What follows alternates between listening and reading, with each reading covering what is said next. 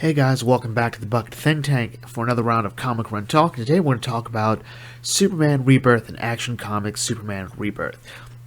So before we get into that, we have to really go into a bit of history as to exactly where this book was before Rebirth. And that was New 52. Now if you recall, New 52 was an attempted reboot of DC Comics. And so that was a fucking lie. Yeah, it just didn't do that. But Superman was one of a small handful of characters that actually did attempt to reboot from the ground up.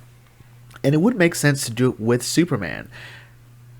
The problem was, New 52 Superman never really endeared himself to people, at least not in the numbers that I think DC expected, and it showed. The book went through like several different writers within 5 issues of each other, so that was a nightmare, and Superman went through a lot.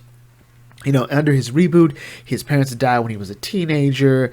He, as Superman, is kind of an asshole. He's got like a sort of dark, gritty nature to him. He dated Wonder Woman, which I found to be just kind of...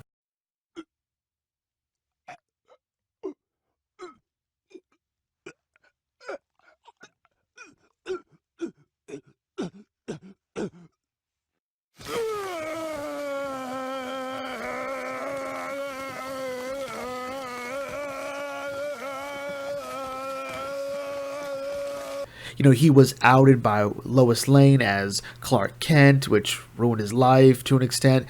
He caught the Doomsday virus. He got sicker from that. Tried to use kryptonite to get his powers back, you know, because he'd been depowered using the solar flare. And ultimately, he'll die. And that's pretty much what happened. But what if I told you there was another Superman? What did you say? Yeah, okay, so hear me out. DC did an event called Convergence, which was actually just sort of a decent event with a bunch of characters a lot of people didn't care about, because Earth 2 wasn't bad, it just wasn't amazing, and to sort of bring this idea that every story has happened, maybe Earth 2 wasn't the book for that. I don't know. But in the context of Convergence, Brainiac, super duper ultimate Brainiac, had taken all these different versions of heroes and trapped them in domed cities.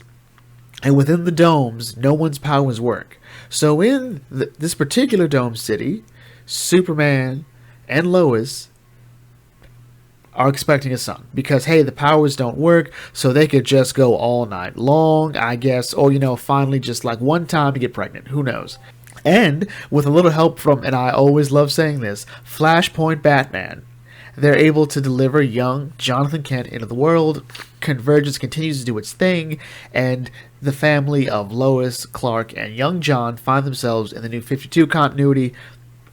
And pre-Flashpoint Clark, this Clark Kent is sort of like, so I'm gonna kind of get involved if it's super necessary. Turns out he was there when the Justice League first fought Darkseid. He was like, I could help, but it looks like they got it. And he just pretty much lays low. He sort of promises not to get involved. It's too much of a hassle for him and his family. You know, he just really wants to be a dad and husband. But he also wants to help out. So he does some smaller stuff. He'll help stop earthquakes and take care of Hank Henshaw before he becomes Cyborg Superman, destroys Coast City, and leads to Hal Jordan becoming Parallax. But it's weird because New 52 Green Lantern already implies that happened, but whatever. So, when New 52 Superman dies, Clark is still not quite sure what he wants to do. He does know he doesn't want to get involved, and that's where we get 2 stories pretty much spamming from the events of Superman's death, New 52, and we got to DC Rebirth. Now, DC Rebirth was the story that brought Wally West back into the continuity, as well as revealing that Barry Allen didn't cause the New 52. Flashpoint was just an event, and the real person behind New 52 was a strange blue man, who we'll later find out is Dr. Manhattan.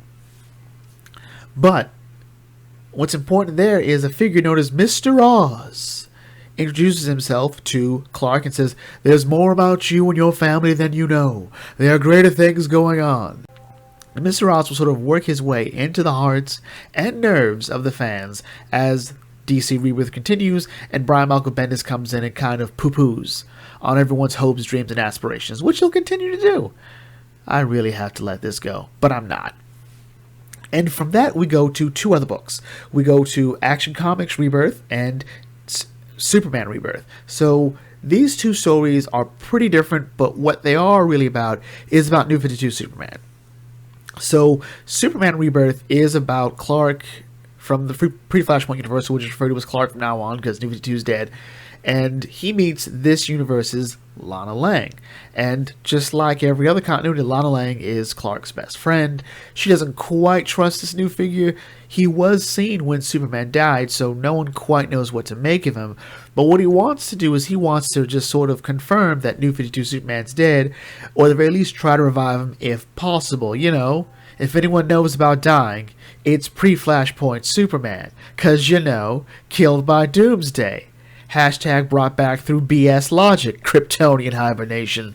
My foot. Anyway, they try. Doesn't work. And it also reveals that Clark has been trying to respect New 52 Superman's privacy and whatnot. He couldn't look for the fortress. Didn't really care to look for it. But he also sees how the fortress is different from his own. New 52 Superman tries to honor both his parents, both his Kryptonian and his Earth parents. With the fortress, I'm like, oh, that's cool. I should probably do that in my life. You know, but I don't have a fortress anymore, so I can't. Then we cut to Action Comics Rebirth, which is about Lex Luthor and sort of the fallout of Superman's death. So, Lex Luthor has been on a weird trajectory in New 52. He didn't really show up as like a proper antagonist until Forever Evil, and even then, he was helping defeat the Crime Syndicate of Earth 3, who came in during the events of Trinity War, which is a story I still kind of hate. Still kind of hate it. But since then, he sort of blackmailed his way onto the Justice League. He's helped out here and there.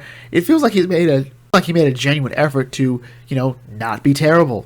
During the events of Darkseid War, he became Lord of Apocalypse, or God of Apocalypse, depending on who you ask. Had his own mother box, or a Lex box, because it keeps going Lex, Lex, Lex. And when he arrives on Earth, to find out that once again, everyone's talking about Superman, he's sort of trying to figure out what he should do next. And all it really showed us, in my mind, was that there's only one person Lex cares about. Only one person whose opinion Lex would seek to achieve. Only someone who Lex really cares is proud of him. And it's never been Superman. It's his sister, who's in a coma due to some events that happened before Darkseid War. And Lex is resolved to be less of an asshole for his sister. And to be fair, that's something even I wouldn't do for my sisters. And I love them some days. But anyway, Lex buys up the Daily Planet, ignores the Justice League feelings and everyone else's feelings, and he takes Superman's cape and wears it like, I'm going to be the new Superman. And you can guess what'll come from that. So anyway, that's pretty much everything leading up to Superman and Action Comics Rebirth. So we're going to bring this video to a close here. If you're new to this channel, feel free to like, comment, share, subscribe, leave your thoughts in the comment section. What was your favorite part about Superman? Was it New 52's take on it? Was it Rebirth? Was it Bendis? You know, all views are valid. You know, whichever story resonated with you, that's what matters the most. So I'll catch you all later. This is Bugger Think Tank signing off. Thanks for watching, and as always, may your fandom serve you well.